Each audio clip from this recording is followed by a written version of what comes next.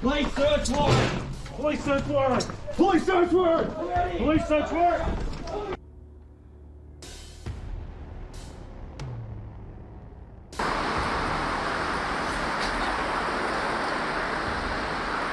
You've just watched it. Body cam footage of Jade Heffer and Trent Jeske being arrested in their quiet Queensland hideout. Calm on the outside, but inside, both knew. It was over. To neighbors, they were just another couple living on a sleepy street in Merringanden West. But behind the smiles and barbecues was a clandestine drug operation that would make headlines across the nation.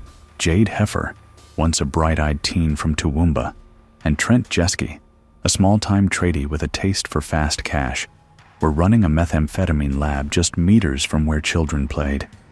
But this wasn't just backyard cooking. It was calculated, encrypted, and financed by a growing network of rural drug users and dealers. What made this case different wasn't just the drugs. It was the betrayal, the manipulation, the way love was weaponized to build an empire, and how quickly it all unraveled. What led two seemingly average people to orchestrate one of Queensland's most shocking suburban drug rings? And how did a rural couple end up at the center of one of Australia's most bizarre criminal investigations? It started, as many of these stories do, with two people looking for something: money, escape, control, maybe even love. Jade Heffer was raised in Toowoomba, a modest regional city in Queensland, known more for flower festivals than criminal headlines. She wasn't a name anyone expected to end up on the news. Friends from school described her as outgoing, clever, and determined. She had dreams like anyone: to be a nurse, a business owner, a good mom. But life had other plans. By 17, Jade was a single mother. Her plans were quickly replaced with reality: long shifts, childcare stress, and bills she could barely cover. She floated between jobs, cafes, retail, anything that paid just enough to get by. The cycle was familiar: work, home, repeat. She wanted more. But in Toowoomba, more often meant going through the wrong doors. Trent Jeske, on the other hand, had a different story. He grew up in nearby Highfields, a town just outside of Toowoomba, and was known for being loud, reckless, and always chasing a quick buck. He wasn't a gang member, but he knew people who were. He wasn't violent, but he didn't back down from trouble. His name had floated through local police radios for years: petty theft, illegal firearms, substance charges. Never enough to stick long-term, but just enough to keep him on their radar. When Jade met Trent in 2019 through mutual friends at a barbecue, it didn't take long for things to escalate. Within a few weeks, she was spending nights at his property in Merringanden West, a small rural suburb just outside Toowoomba. Within a few months, she'd all but moved in. From the outside, they looked like any other couple trying to make life work in regional Queensland. But behind closed doors, things were different. Trent had connections to small-time dealers across the Downs region, and he'd been selling weed and pills on the side for years. What Jade brought was structure. She was organized, persuasive, and, more than anything, she was frustrated. Fed up with being broke. Fed up with missing rent. Fed up with watching others make money while she struggled to feed her kid. She didn't just support Trent's small-time hustle, she enhanced it. Phone numbers turned into ledgers. Cash stashes turned into systems. Word spread fast in Toowoomba's underbelly. Trent and Jade were reliable, well-priced, and serious. They weren't trying to join the drug scene. They were trying to run it. The idea to cook meth didn't come overnight. It came gradually, from conversations with users, with suppliers, with people who said, "You know you could be making 10 times this if you cooked it yourself." At first, they brushed it off. But as the money started drying up and their ambition kept growing, they began to listen. In the quiet paddocks of Merringanden West, surrounded by gum trees and distant neighbors, Jade Heffer and Trent Jeske weren't just falling in love. They were laying the foundation for one of Queensland's most quietly destructive meth labs, built not in some high-rise flat or secret warehouse, but in a backyard shed, just steps away from a children's play area. And no one saw it coming. By early 2020, Jade and Trent's side hustle had grown beyond what they ever imagined. They were moving serious quantities of methamphetamine across Toowoomba and the surrounding areas. What started as a few grams here and there turned into ounces, then into full bags, wrapped, labeled, and delivered with near military precision. But there was a problem: supply. They weren't the only ones looking to make money, and their dependence on upstream dealers started to bite. Price fluctuations, missed drops, purity issues. They were losing control. And for people like Jade and Trent, control was everything. It was Jade who first suggested the pivot. According to court transcripts and text messages later uncovered by detectives, she'd done her research. Not just on how meth was made, but where the chemicals could be sourced, how the process worked, what kind of equipment was needed. She didn't want to rely on anyone. She wanted to produce it themselves, quietly, efficiently, and with full oversight. Trent didn't take much convincing. The profits were obvious. Cooking meant independence. It meant scaling. And it meant they could start cutting others out of the chain. They began small. A makeshift setup inside one of the sheds on Trent's rural property. Out of sight from the road, soundproofed with layers of insulation, and rigged with DIY ventilation. Jade kept handwritten notes in coded language, while Trent built connections with people who could bring in precursors without raising suspicion. Pseudoephedrine, red phosphorus, hydrochloric acid, chemicals that, on their own, looked harmless. Together they were a ticking time bomb. Neighbors didn't notice a thing. One woman, interviewed later by police, said she remembered smelling something strange once or twice, like burning plastic, but chalked it up to someone burning rubbish. Another man said he sometimes heard loud music at odd hours, but assumed it was just young people partying. The couple were careful. No flashy cars, no sudden spending sprees. Jade still shopped at budget supermarkets. Trent still wore old steel-toe boots from his construction days. They wanted to fly under the radar, and for months it worked. But with success came addiction. Not to the drugs, but to the money. Thousands of dollars in untraceable income flowed in and out weekly. They bought burner phones. They started using encrypted apps. They stashed cash in toolboxes, inside walls, even under the floorboards. And slowly, they began pulling others in. Friends became runners. Old contacts from Toowoomba started pushing for them. Family members, knowingly or unknowingly, helped launder money. It wasn't a cartel, not even close, but it was organized, growing, and more dangerous than they understood. Jade took pride in the operation. She wasn't just involved, she was directing it. Police would later describe her as methodical, disciplined, and intellectually in control. She played dumb in public, but in private, she was calling shots. They thought they were untouchable, but every burner leaves a footprint. Every message leaves metadata, and every empire, no matter how quiet, eventually makes noise. By mid-2020, the shed at the back of Trent Jeske's Maringandon West property wasn't a storage space anymore. It was a fully functional meth lab. Inside, the transformation was stark.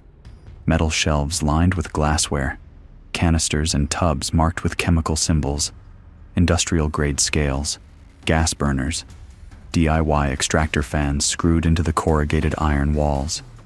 If you didn't know what you were looking at, it might pass for a messy workshop. But to anyone with experience, this was a cookhouse. Police later said the setup was surprisingly advanced for a rural lab. It was clear they weren't amateurs experimenting for the first time. They'd studied, refined, and most importantly, stayed consistent. Each batch was documented, each chemical order tracked under fake names or intermediaries. They weren't producing massive cartel-level kilos, but enough for a steady, growing stream of buyers, from addicts to low-tier distributors. Jade ran the books. She kept ledgers hidden in coded entries, not just names, but delivery zones, quantities, payments, and deadlines. She used initials, emojis, even fake shopping lists as camouflage. One entry read, "Apples, 4 times $350 equals 1.4K. Another read, "New mower for Dale, pending cash drop." Investigators wouldn't decode the full scope until months later. Meanwhile, Trent handled the physical side: chemical prep, mixing, heat management. He wasn't chemist trained, but YouTube tutorials, burner calls, and whispers from contacts gave him enough to be dangerous. The risks were enormous. One wrong measurement, one spark too close to a volatile compound, and the entire property could have gone up in flames. They were careful, but not flawless. A fire inspector would later testify that the ventilation was grossly inadequate. A heat map of the shed showed dangerously hot zones next to flammable materials. One neighbor recalled seeing a large plastic drum being buried near the back fence, possibly used to dump waste chemicals. Despite the danger, the production continued. By late 2020, the pair had established a steady rhythm: cook, cool, cut, bag, distribute, repeat. Every week was another batch, another envelope of cash, another few buyers hooked. They weren't flashy, they were disciplined. The lab ran mostly at night, lights covered with thick blankets. Trent wore goggles and gloves. Jade stayed nearby, sometimes working through her books, sometimes watching CCTV footage from a camera mounted above the shed's rear door. The whole setup was designed to operate just below suspicion. No mass shipments, no public noise. But word was getting out. Users started referring to the couple as the chemists. Their product was known for being clean, strong, and consistent. That kind of reputation brings money, but it also brings attention. What Jade and Trent didn't know was that their names were being mentioned in intercepted phone calls. Buyers under surveillance were bragging about the shed in Maringondon. One text message from a Toowoomba dealer simply read, "Same spot, same mix. J&T on fire." And in the background, Task Force Maxima, Queensland's organized crime unit, had quietly added them to a growing list of rural drug operations under review. The clock had started ticking. Success in the drug game rarely lasts without consequence, and by early 2021, Jade Heffer and Trent Jeske weren't just growing, they were watching their backs. Paranoia had begun to creep into their operation. Cameras were installed along the fence line. Search warrant echoed through the bushland. By the time Trent reached for his burner phone, it was too late.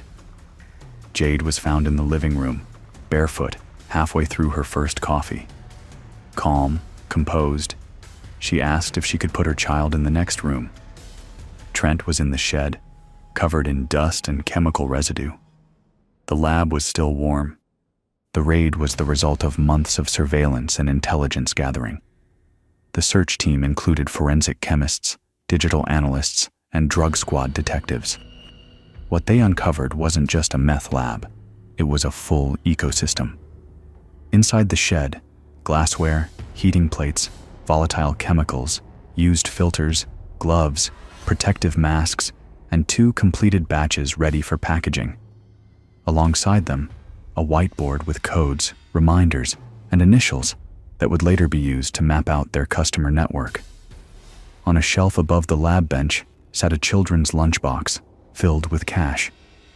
Inside the house, police found multiple phones, including 2 encrypted messaging devices and a notebook hidden in a cereal box.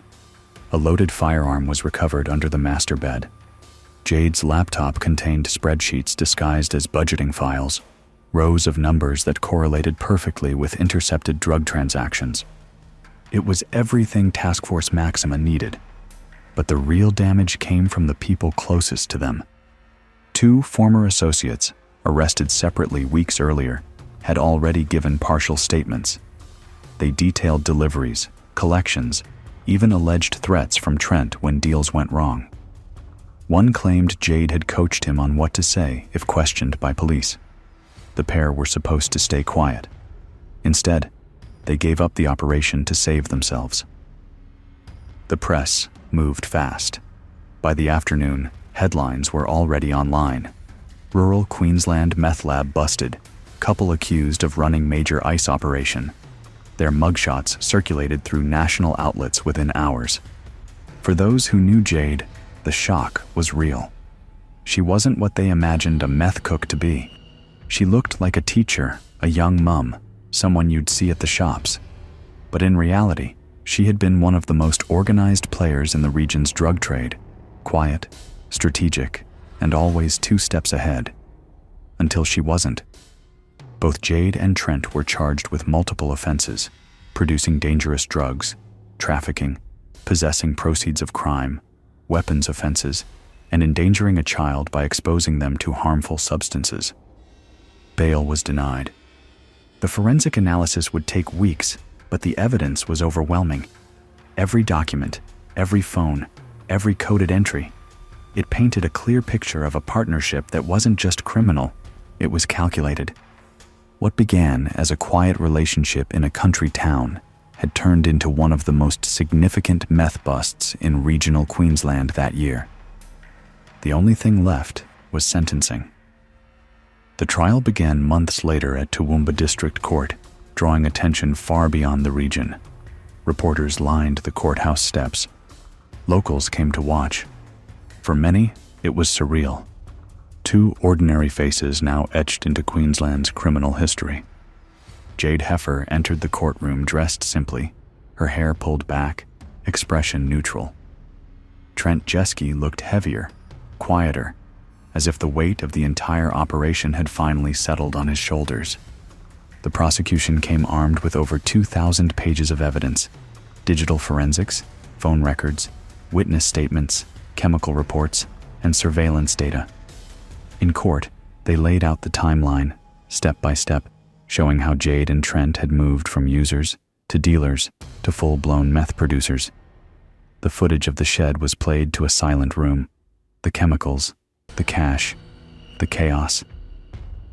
Prosecutors argued that Jade was the strategist, the one who ran the numbers, recruited others, managed communication, and ensured the lab remained efficient. They described her as intelligent, deliberate, and driven by financial gain. Trent, they said, was the enforcer and hands-on operator, responsible for cooking, distribution, and intimidation when needed. The defense didn't deny their involvement, but painted a different picture. They framed the couple as victims of circumstance. Jade's legal team argued she was a young mother trapped in a toxic relationship, influenced by a partner with criminal ties. Trent's lawyer claimed he was in over his head, lacking education and structure, drawn to fast money to support his family. But the jury didn't buy it. Key witnesses, including 2 former runners, testified under protection. They described in detail how Jade ran meetings, tracked payments, and issued threats when debts weren't cleared. One showed police a burner phone he'd been told to destroy. Another admitted to burying cash on the property under Jade's instructions. The turning point came when analysts decrypted one of the couple's backup phones. The data included months of messages, addresses, supply arrangements, threats, and one chilling note sent from Jade to a contact: "Keep your mouth shut, or you'll end up in the paddock." The verdict was swift. Both were found guilty on multiple charges: trafficking dangerous drugs, producing methamphetamine, possessing weapons, and exposing a child to harmful substances. The judge described the operation as a well-oiled machine hiding behind rural quiet, and said their actions showed a complete disregard for the safety of others, including their own family. Jade was sentenced to 10 years in prison. Trent received 12. Neither showed visible emotion as the sentences were read out. Former friends of Jade gave interviews, trying to reconcile the person they knew with the woman now behind bars, Some called her a manipulator, others blamed Trent, but the facts remained. They built something dark together, and they fell together. In the months following, their story became a warning. News programs called it Australia's Breaking Bad in the Bush, a rural crime that didn't look like a crime until it exploded. And now, their empire is gone. The shed's been dismantled, the home repossessed. The paddocks are quiet again, but the damage they left behind is still spreading.